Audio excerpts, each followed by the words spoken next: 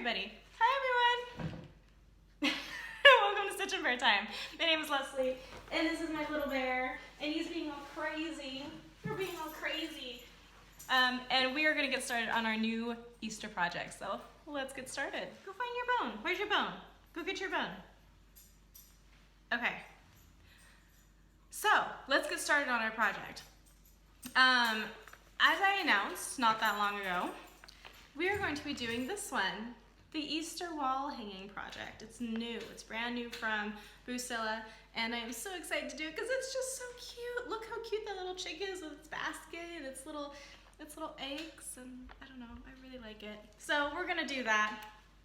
I'm gonna do a quick rundown on opening the kit and how I organized everything, and then we'll get right into getting started on it. I did open this kit a while ago.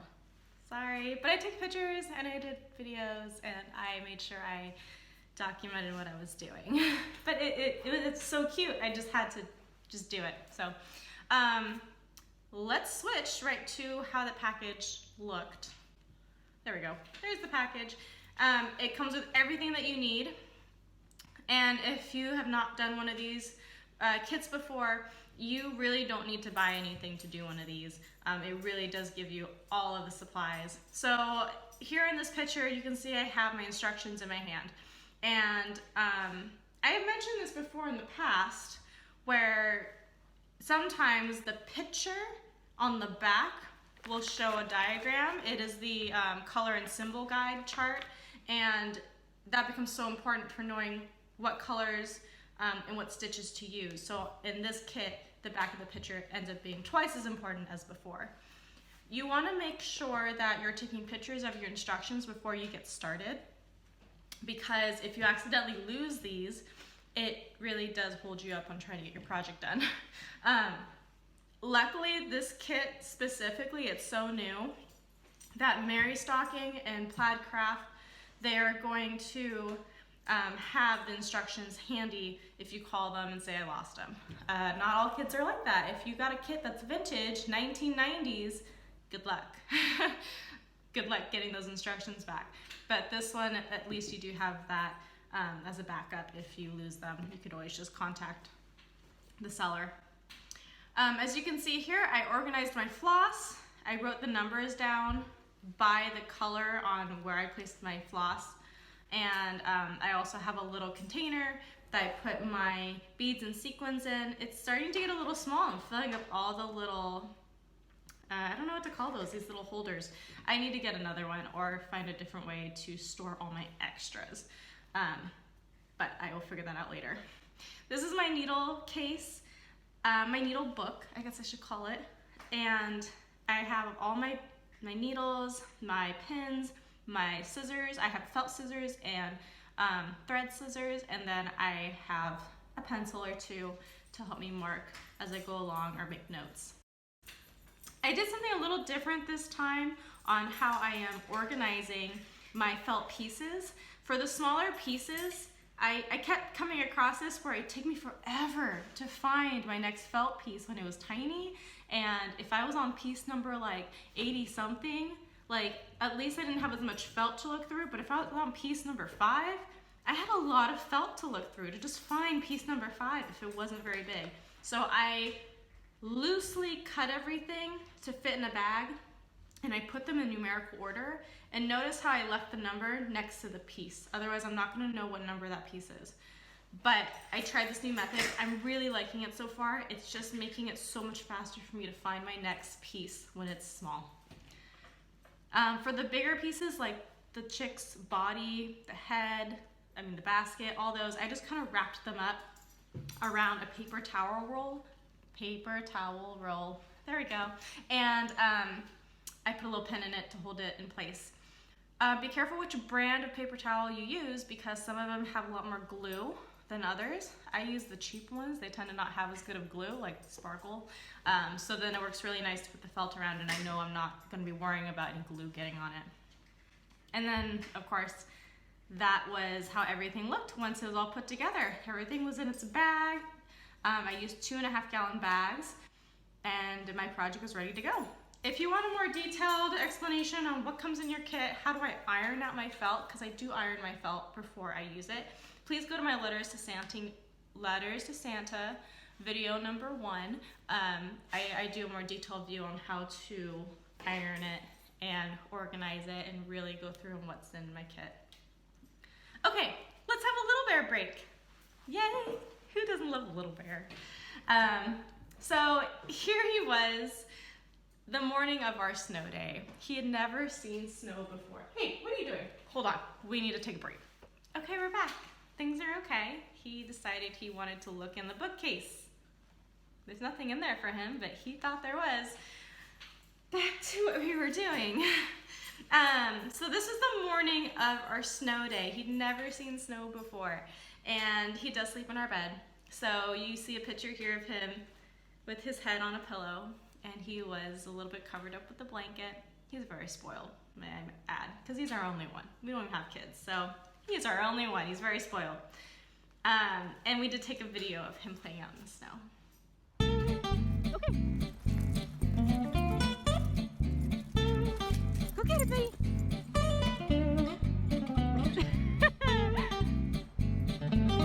Where did it go? Oh man, it's a different kind of ball game.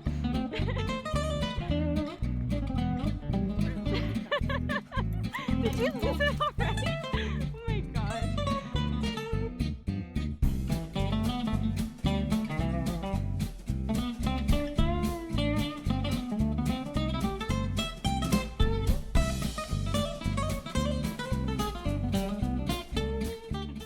He had the best time. That was such a good day.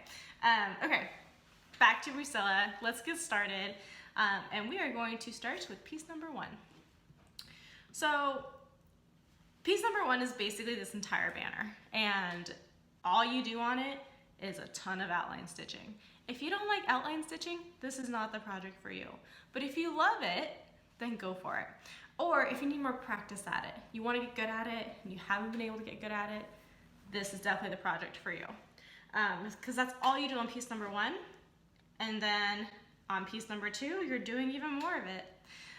Piece number 2 is a little different. Instead of these straight or kind of straight lines that you're outline stitching, you're now doing pretty significant curves, and you want to approach those a little differently with your outline stitch because you want to make sure that the stamped line underneath doesn't show.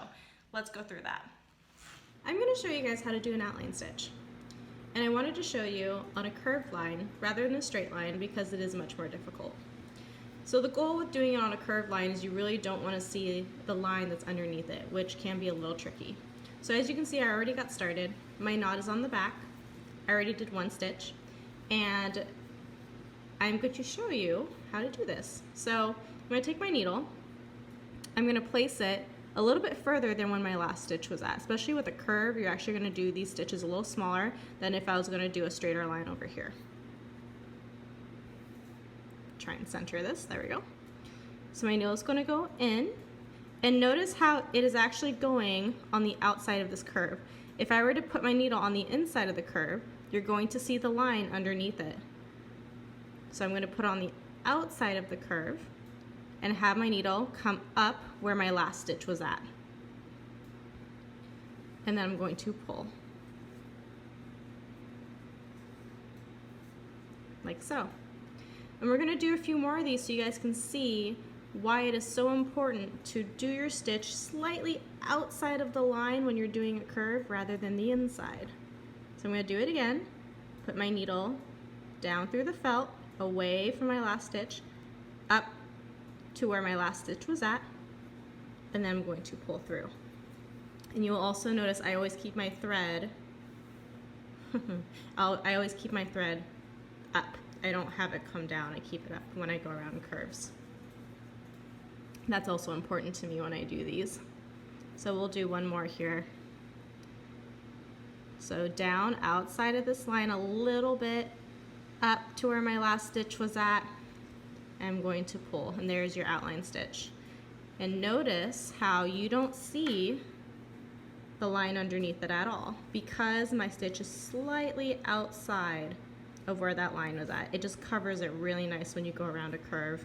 Now, when I get to a straighter portion over here, it's really not gonna matter. I would do my outline stitch right on that line and not worry about it being out or in, just right on the line like that. So piece number 2 is done. I finished doing my outline stitch. I finished doing the bead sequin portion of it. I haven't actually done that in like over a month, so it was nice to get back into that, even though there wasn't very many. I have now pinned my piece number 2 to piece number 1, and I did manipulate it a little bit to fit, but it wasn't too hard. Everything seemed to match up just fine.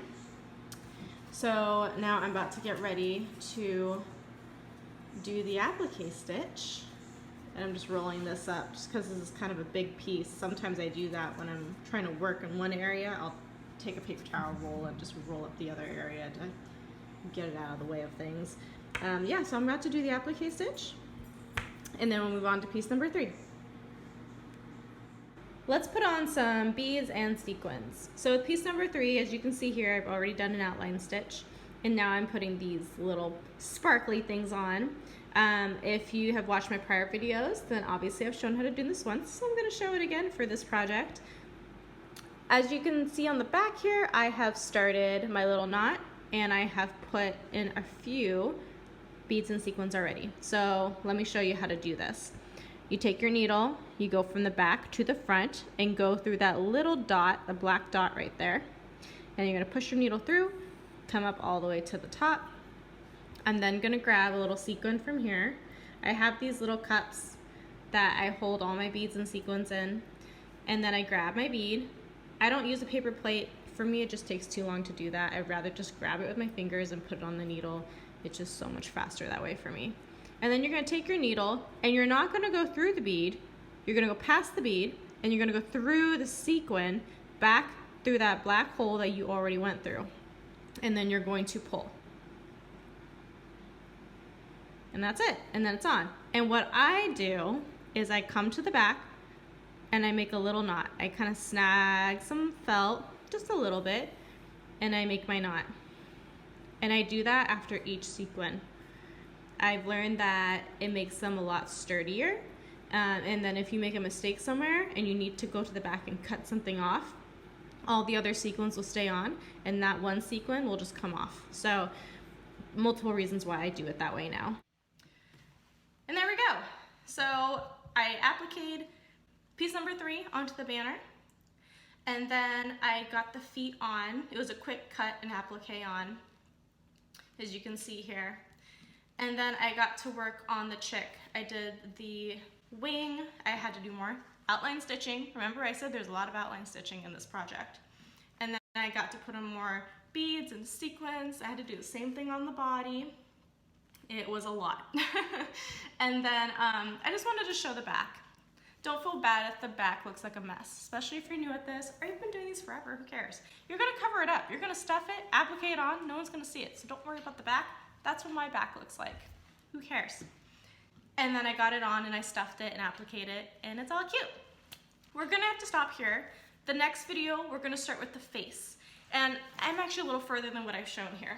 This is where I'm at right now. The face was a lot of fun. It's really cute. The hat was very frustrating, and I'll explain why. But it's turning out really cute. I'm also using different kind of stuffing, so we're gonna go over that in the next video as well, and I'm gonna explain why I'm using a different kind of stuffing now. But thank you so much for watching. Keep an eye out for my videos and for more Little Bear pictures and videos, and I will see you all next time. Bye guys.